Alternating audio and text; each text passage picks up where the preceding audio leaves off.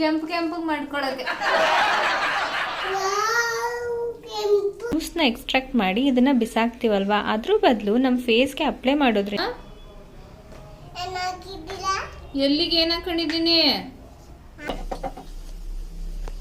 ಎಲ್ಲರಿಗೂ ಅಹಲ್ಯ ಯೂಟ್ಯೂಬ್ ಚಾನಲ್ಗೆ ಸ್ವಾಗತ. ಎಲ್ಲರೂ ಹೇಗಿದ್ದೀರಾ? ನಾನಂತೂ ತುಂಬಾ ಚೆನ್ನಾಗಿದ್ದೀನಿ ಆಯಿತಾ. ನೀವು ಹಾಗೆ ಚೆನ್ನಾಗಿದ್ದೀರಾ ಅಂತ ಅಂದ್ಕೊಳ್ತೀನಿ. ಇವತ್ತಿನ ನನ್ನ ವಿಡಿಯೋದಲ್ಲಿ ನಾವು ಕಂಪ್ಲೀಟಾಗಿ ನಮ್ಮ ತ್ವಚೆ ಅಥವಾ ನಮ್ಮ ಫೇಸ್ ಗ್ಲೋ ಹೇಗೆ ಇಟ್ಕೋಬಹುದು, ಹೆಂಗೆ ನಾವು ತುಂಬ ಚೆನ್ನಾಗಿ ಕಾಣಿಸ್ಬಹುದು ಅನ್ನೋದ್ರ ಬಗ್ಗೆ ಮಾತಾಡೋಣ. ಹಾಗೆಯೇ ಬೆಳಿಗ್ಗೆ ಬಿಸಿನೀರು ಕುಡಿದು ಡ್ರೈ ಫ್ರೂಟ್ಸ್ ತಿಂದು ಅದಂತರ ಕ್ಯಾರೆಟ್ ಮತ್ತು ಬೀಟ್ರೂಟ್ ಮತ್ತು ಸೌತೆಕಾಯಿ ಹಾಕಿರುವಂತಹ ಜ್ಯೂಸ್ ಕೂಡ ರೆಡಿಯಾಗಿತ್ತು. ಅದನ್ನು ಕೂಡ ಕುಡ್ಕೊಂಡು ನೆಕ್ಸ್ಟ್ ನಾವು ಕೆಲಸಗಳೆಲ್ಲ ಎರಡಕ್ಕೂ ಹಾಕಿದ್ದೀನಿ. ನಾನು ನಿಮ್ಮೆಲ್ಲರಿಗೂ ಗೊತ್ತೇ ಇರುತ್ತೆ ABC ಜ್ಯೂಸ್ ಅಂದರೆ ಏನು ಅಂತ. ಕ್ಯಾರೆಟ್, ಬೀಟ್ರೂಟ್ ಹಾಗೆ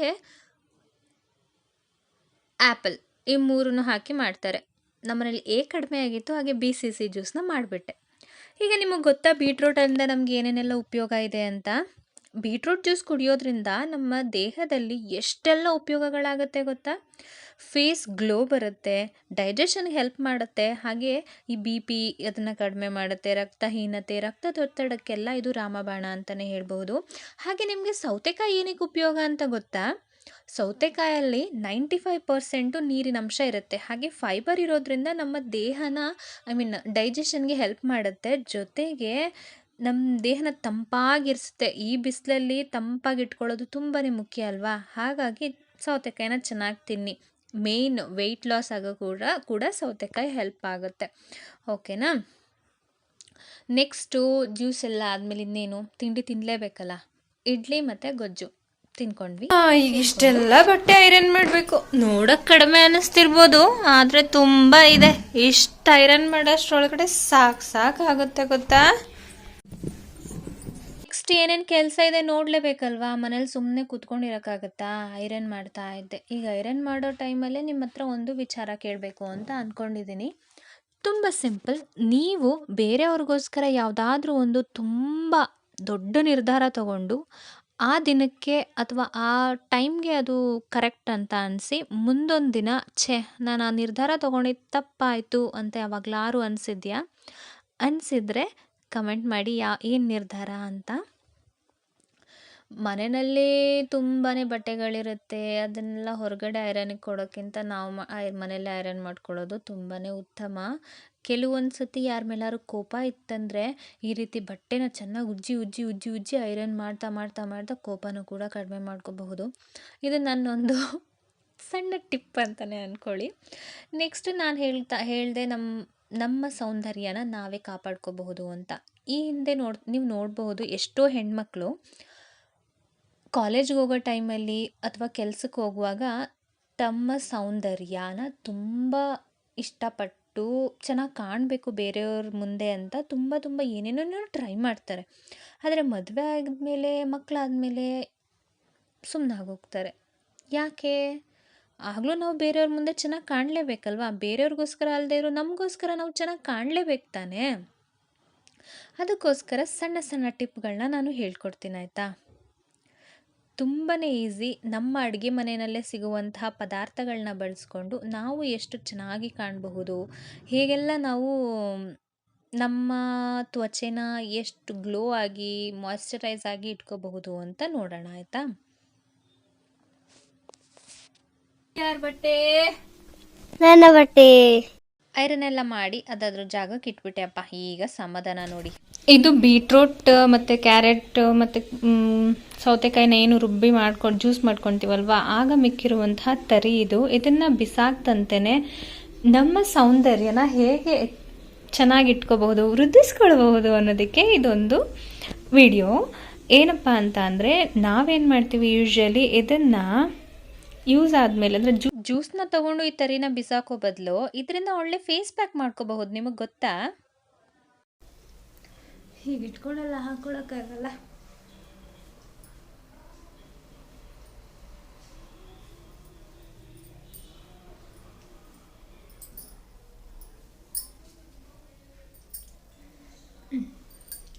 ಇದು ನಮ್ಮ ನೋಡಿ ರೆಡಿ ಆಯ್ತು. ಈ ಬೀಟ್ರೂಟ್ ತರಿನ ನಾವೀಗ ನೀಟಾಗಿ ಮುಖಕ್ಕೆ ಹಚ್ಕೋಬಹುದು.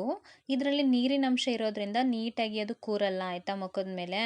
ಈ ಕಡಲೆ ಹಿಟ್ಟು ಹಾಕಿದರೆ ಅದು ಎಷ್ಟು ಚೆನ್ನಾಗಿ ಪೇಸ್ಟ್ ಥರ ಆಗುತ್ತೆ. ನಾವು ಅದನ್ನು ಮುಖದ ಮೇಲೆ ನೀಟಾಗಿ ಸ್ಪ್ರೆಡ್ ಮಾಡ್ಕೋಬಹುದು. ಇದು ತರಿ ಇರೋದ್ರಿಂದ ಕೂರಲ್ಲ, ಜಾರ್ಕೊಳ್ಳುತ್ತೆ. ಹಾಗೆಯೇ ನಾವು ಅದನ್ನು ಸ್ಕ್ರಬ್ ಮಾಡ್ಕೊಳ್ತೀವಲ್ವ, ಆ ರೀತಿ ಕೂಡ ನೀವು ಇದನ್ನು ಬಳಸಬಹುದು. ಇಲ್ಲ ಅಂತ ಅಂದರೆ ಒಂದು 10-15 ನಿಮಿಷ ಇದನ್ನು ಮುಖದ ಮೇಲೆ ಪ್ಯಾಕ್ ಥರ ಹಾಕಿ ಬಿಟ್ಟು ಆನಂತರ ಕೂಡ ನೀವು ಇದನ್ನು ವಾಶ್ ಮಾಡ್ಕೋಬಹುದು.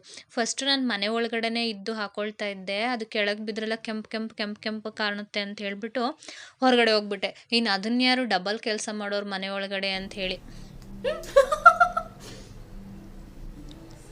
ನೀಟಾಗಿ ಅಪ್ಲೈ ಮಾಡಿದ್ದೀನಿ ನೋಡಿ. ಒಂದು 10 ನಿಮಿಷ ಬಿಡೋಣ. ಇದು ಅಷ್ಟರಲ್ಲಿ ನನ್ನ ಮಗ ಬರ್ತಾನೀಗ.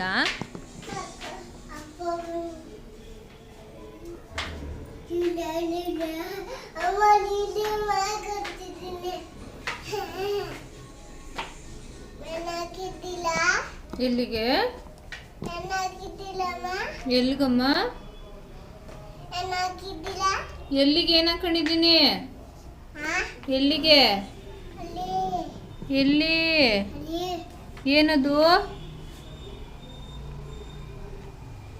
ಏನ್ ಹಾಕೊಂಡಿದ್ದೀನಿ?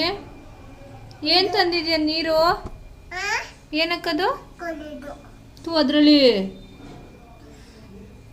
ಏನ್ ಆಟ ಆಡ್ತಿದ್ದೆ ಇಷ್ಟೊತ್ತು?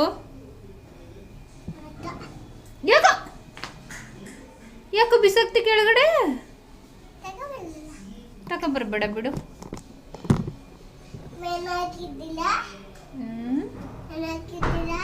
ಏನು ಹಿಂಗೆ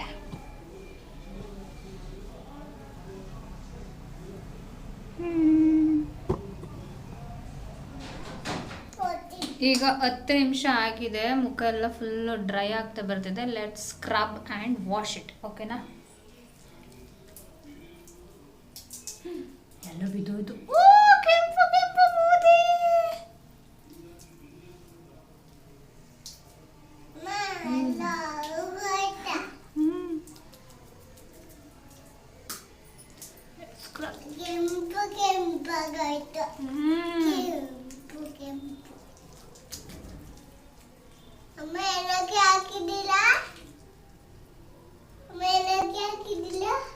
ಕೆಂಪು ಮಾಡ್ಕೊಳಕ್ಕೆ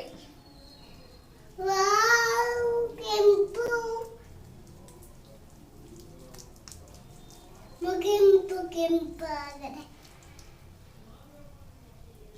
ಅಪ್ಪ ಬೇತಾನೆ ಅದಕ್ಕೆ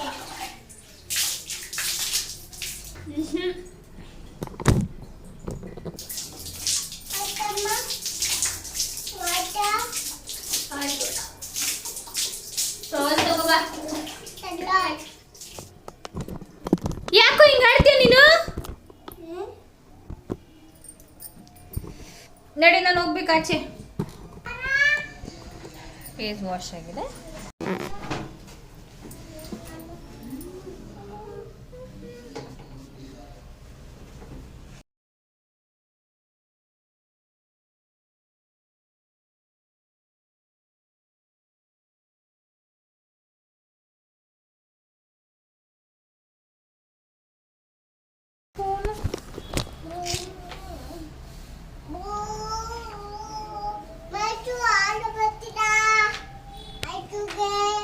ಚಪಾತಿ ಹಂಗೆ ಬರ್ತಿರೋದು ಗೊತ್ತು.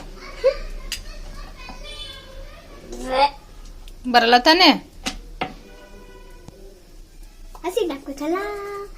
ನಂಗೆ ಗೊತ್ತಿಲ್ವಾ ಚಪಾತಿ ಮಾಡೋದು ಗೊತ್ತು. ಹೌದಾ? ಯಾರು ಹೇಳ್ಕೊಟ್ಟಿದ್ರು? ನೀವ್ ಮಾಡೋದ್ ಕಲ್ತಿ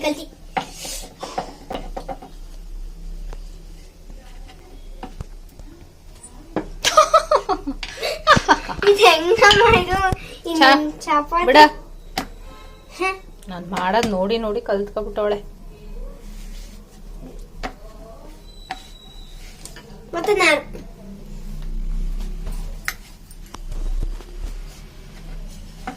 ಇಷ್ಟೊತ್ತಿಗೆ ನಾನು 4 ಚಪಾತಿ ಒತ್ತಿರ್ತಿದ್ದೆ. ಅಕ್ಕ ಇದು ಚಪಾತಿ ಅನ್ನ ಅಲ್ಲ. 5 ನಿಮಿಷ ನಾನು ಆಗುತ್ತಿದೆ. ಚಪಾತಿ ಲೇಟು, ಅನ್ನಲ್ಲಿ ಫಾಸ್ಟು. ಚಪಾತಿನ ಲೇಟಾ ಒತ್ತದು, ಅನ್ನ ಫಾಸ್ಟಾ? ಬಿಡೆ ಅಲ್ಲ. ನನ್ ಪ್ರಾಣ ತಿನ್ನೆ